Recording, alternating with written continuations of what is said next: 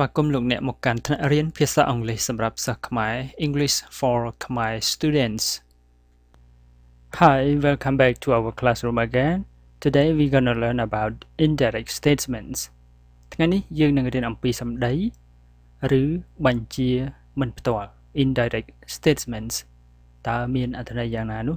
សូមតាមដានជាមួយគ្នាសូមត្រៀមប៊ិចសៀវភៅហើយនឹងត្រៀមខ្លួនដើម្បីសិក្សាដូចតទៅបាទសម្ដីឬក៏បញ្ជាមិនផ្ទាល់បាទបញ្ជាមិនផ្ទាល់អង់គ្លេសថា indirect commands ហើយសម្ដីមិនផ្ទាល់ indirect statements indirect commands ហើយនិង indirect statements គឺឧទាហរណ៍ថាប្រធានឬក៏នាយកក្រុមហ៊ុនគាត់ចង់កែសម្រួលឬក៏បញ្ជាទៅបុគ្គលិកធម្មតាអញ្ចឹងគាត់ត្រូវផ្ដល់បញ្ជារបស់គាត់នេះទៅដល់អនុប្រធានឬក៏ផ្នែករដ្ឋបាលឬក៏ប្រធានក្រុមដើម្បីយកសម្ដីរបស់គាត់នឹងទៅបញ្ជាឲ្យបុគ្គលិកធម្មតានឹងធ្វើនេះគេហៅថាបញ្ជាមិនផ្ទាល់ឬក៏សម្ដីមិនផ្ទាល់អញ្ចឹងបើនិយាយទល់មុខគេហៅថាផ្ទាល់តែបើឆ្លងកាត់ម្នាក់ហើយចង់និយាយទៅអ្នកទី3គឺហៅថាបញ្ជាឬក៏សម្ដីមិនផ្ទាល់ក៏ប៉ុន្តែមេរៀននៅថ្ងៃនេះយើងមិនទាន់ដល់ដំណាក់កាលសម្ដីរាយការណ៍ពេញលេញຂະຫນាតជ្រៅនោះទេគឺគ្រាន់តែធម្មតាຂະຫນាត0ຂະຫນាតធម្មតាសាមញ្ញមិនទាន់ដល់ຂະຫນាត advance នោះទេអញ្ចឹងធម្មតាសម្ដីបញ្ជាយើងរៀនបញ្ជាជាមុនសិនសម្ដីបញ្ជាគឺចាប់ផ្ដើមដោយមិនមានអីក្រៅពីកិរិយានោះទេមិនមានពាក្យអ្វីក្រៅពីកិរិយាសព្ទនោះទេកាលពីភាគ1យើងរៀនហើយថាកុំធ្វើនេះធ្វើនោះកុំធ្វើនេះធ្វើនោះគេចាប់ផ្ដើមដោយ don't do this don't do that ចឹងបញ្ជាតែម្ដងអញ្ចឹងបញ្ជាដូច្នេះភាគច្រើនគឺចាប់ផ្ដើមដោយពាក្យសុំសួរឬក៏ប្រាប់ឬក៏សំណូមពរខ្ញុំនិយាយក្រៅថាប្រធានឬក៏នាយកគាត់និយាយទៅកាន់ប្រធានរដ្ឋបាលឬក៏ប្រធានក្រុមអញ្ចឹងថានេះប្រាប់ម្នាក់នោះឲ្យសម្អាតផងណាអញ្ចឹងគេប្រាប់ tell ហើយសុំឲ្យគាត់នឹងមកលឿនតិចមកអូខេសម្ដីបញ្ជាតែមិនផ្ទាល់អញ្ចឹង ask ឬក៏ស្នើគាត់ឲ្យធ្វើនេះចេះអញ្ចឹងគឺ request អញ្ចឹងពាក្យកិរិយាសព្ទភាគច្រើនគេប្រើគឺ ask tell ឬក៏ request ហើយអាចមានកិរិយាសព្ទក្រៅពីនោះដែរប៉ុន្តែភាគច្រើនគឺ ask tell request ask tell request អ្នកណា ask tell request him ឬក៏ her ឬក៏ them បុគ្គលិកក្រមបង្គាប់នឹងប៉ុន្តែគាត់និយាយទល់មុខឯងគាត់ត្រូវឆ្លងកាត់ម្នាក់សិនឲ្យធ្វើអីឬក៏ឲ្យមិនធ្វើអីគឺ to ឬក៏ not to go ឲ្យទៅ to call ឲ្យហៅទូរស័ព្ទ to fax ឲ្យ fax ម៉ាស៊ីន fax to report ឲ្យរាយការណ៍ឬក៏ not to go កុំឲ្យទៅ not to call កុំឲ្យហៅ not to fax កុំឲ្យ fax ម៉ាស៊ីននេះ not to report កុំឲ្យរាយការណ៍អញ្ចឹង clear ដែលគាត់ប្រើដែលប្រធានឬក៏យើងចង់បញ្ជាឬក៏ចង់ស្នើដោយមិនផ្ទាល់ទៅកាន់ណាមួយច្រើនតែប្រើអញ្ចឹង ask tell request him her them to a ឬក៏ not to a ឧទាហរណ៍ថា ask him to call back later សូមគាត់ឲ្យ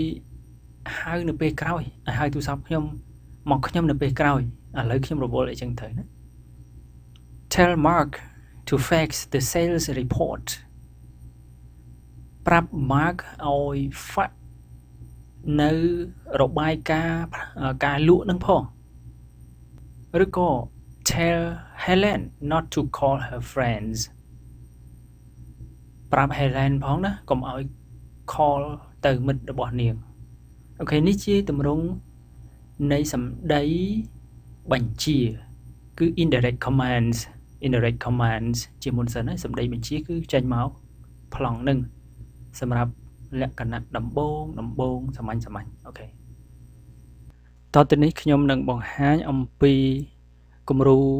រូបភាពនៃបញ្ជាមិនផ្ទាល់ indirect commands នឹងតើដូចម្ដេចឧទាហរណ៍ថានាយកឬក៏ប្រធានគាត់ចង់បញ្ជាទៅបុគ្គលិកសាមញ្ញអញ្ចឹងគាត់មិនអាចនឹងបើបុគ្គលិកដល់100នាក់អីចឹងទៅអញ្ចឹងគាត់មិនអាចបញ្ជាផ្ទាល់បានទេមានតែហៅទៅប្រជុំតែបញ្ជាមួយឲ្យធ្វើចេះមួយត្រូវឆ្លងកាត់សម្ដីរបស់គាត់ហ្នឹងទៅប្រធានរដ្ឋបាលឬក៏មេក្រុមអីចឹងទៅសម្ដីរបស់ប្រធានហ្នឹងឬក៏បន្ថែមពាក្យខ្លួនគាត់ខ្លះដើម្បីប្រាប់ទៅសមាជិកប្រាប់ទៅបុគ្គលិកធម្មតានេះហើយគេថា indirect commands មានន័យថាប្រធានចង់បញ្ជាផ្ទាល់ទៅបុគ្គលិកក្រោមបង្គាប់ដែលច្រើនអ្នកនោះដែរប៉ុន្តែគាត់យ៉ាប់កម្លាំងគាត់ត្រូវឆ្លងកាត់សម្ដីរបស់គាត់នឹងជាមួយនឹងប្រធានរដ្ឋបាលអញ្ចឹងទៅប៉ុណ្ណឹងហៅថាបញ្ជាមិនផ្ទាល់គឺបញ្ជាមេឆ្លងកាត់ម្នាក់សិនបានទៅដល់អ្នកទី3យល់អញ្ចឹងអានឹងគេហៅថា indirect commands ឥឡូវនេះដល់ពេលប្រធានរដ្ឋបាលឬក៏មេក្រុមហ្នឹងគាត់យកសម្ដីពីមេពីនាយកទៅប្រាប់ដល់បុគ្គលិកនឹងគេហៅថា indirect commands tell Helen not to call her friends នេះជាសម្ដីមេក្រុមប្រធានអញ្ចឹងគាត់និយាយដូចម្ដេចគាត់អាចនិយាយថា Mr. Powell wasn't very pleased about it លោក Powell គឺមិនរីករាយចំពោះរឿងហ្នឹងទេអញ្ចឹងមានន័យថា Mr. Powell ដឹងគាត់អាចនឹងមើល camera អីចឹងទៅគាត់ដឹងថាបុគ្គលិកហ្នឹង call នៅពេលធ្វើការហើយប្រើ office phone អញ្ចឹង don't use the office phone for personal calls okay អញ្ចឹងគាត់បញ្ជាដោយសម្ដីថែមខ្លួនឯងកុំឲ្យប្រើណាកុំប្រើទូរស័ព្ទការិយាល័យសម្រាប់ការហៅផ្ទាល់ខ្លួនណាបានទេអូខេនេះជាសម្ដីដែលគាត់និយាយបញ្ជាយកបោះមេមកឆ្នៃនិយាយបញ្ជាទៅបុគ្គលិករីឯបុគ្គលិកធម្មតាគាត់នឹងឆ្លើយតបដោយម្ដេចចំពោះពាក្យបញ្ជាថា don't use the office phone for personal calls ចឹងគាត់អាចឆ្លើយថា yes I won't do it again I'm sorry ចាខ្ញុំនឹងមិនធ្វើទៀតទេខ្ញុំសុំទោសនៅក្នុងកន្លែងធ្វើការជាការល្អណាស់ដែលយើងមានកំហុសតិចតួចយើងប្រើពាក្យសុំទោសទៅគឺរួចគ្នាជាងជាការល្អណាស់ដើម្បីកុំឲ្យមានបញ្ហាក្រោយពេលដែលបុគ្គលិកបានឆ្លើយតបរួចហើយប្រធានរដ្ឋបាលហ្នឹងមេក្រុមហ្នឹងគាត់យកសម្ដីពីបុគ្គលិកទៅរាយការណ៍ដើម្បីប្រាប់នាយកវិញអញ្ចឹងដំបូង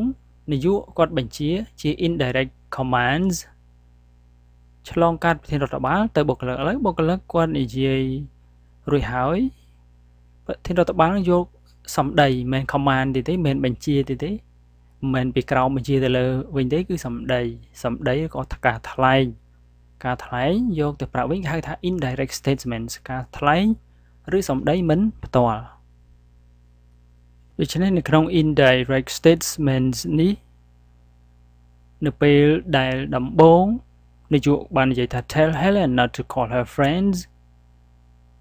ហើយគាត់យកសម្ដីនឹងទៅប្រាប់បុគ្គលិកហើយបុគ្គលិកបកមកវិញនោះគាត់ចាប់ដើមនិយាយប្រាប់ប្រធានវិញ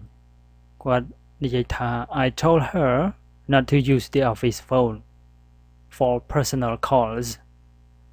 ខ្ញុំបានប្រាប់នាងហើយថាកុំឲ្យប្រើទូរស័ព្ទការិយាល័យសម្រាប់ការហៅផ្ទាល់ខ្លួន She says she won't do it again នាងនិយាយថានេះហើយជាសម្ដីមិនផ្ទាល់មិនជាសម្ដីរបស់ប្រធានរដ្ឋបាលទេជាសម្ដីរបស់បុគ្គលិកធម្មតាអញ្ចឹងគាត់យកសម្ដីហ្នឹងទៅប្រាប់ហ្នឹងជាការថ្លែងមិនផ្ទាល់របស់បុគ្គលិកហើយនាំពាក្យសម្ដីហ្នឹងទៅនាយកវិញ She says she won't do it again នាងនិយាយថានាងមិនធ្វើវាទៀតទេអញ្ចឹងនេះជាសម្ដីមិនផ្ទាល់តែរបៀប